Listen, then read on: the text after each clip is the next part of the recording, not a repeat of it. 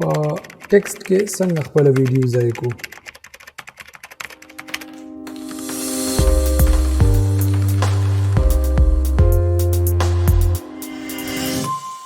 نن ویډیو کې په دې باندې پوه کوم چې تاسو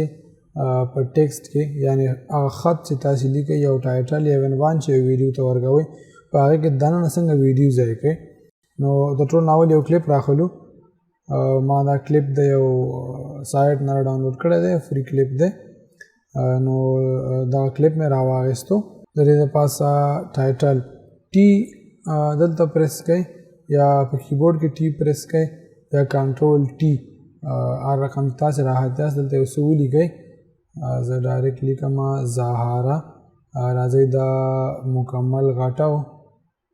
چې ویډیو پکې ښه ښکاره شي یا ویډیو پکې حد اقل مونږ ته ښکاره شي اسینشل ګرافیک ټیب ته راځو دا د ویډیو منځته کوو د دواړو اړخونو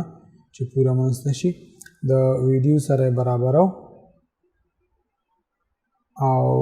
د هغې نه وروسته چې مونږ کوم کار کوو هغه باید مونږ لاړ شو افیکټس ټیب ته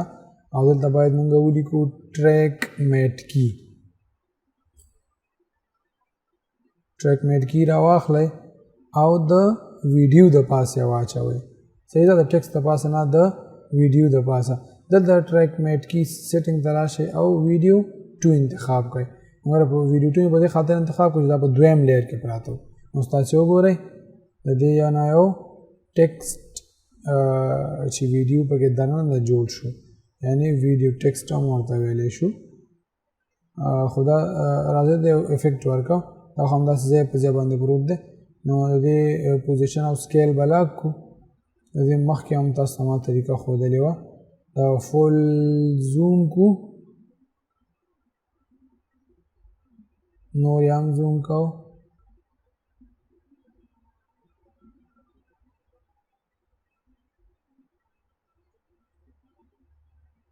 پوزیشن او سکیل یې لاګ شو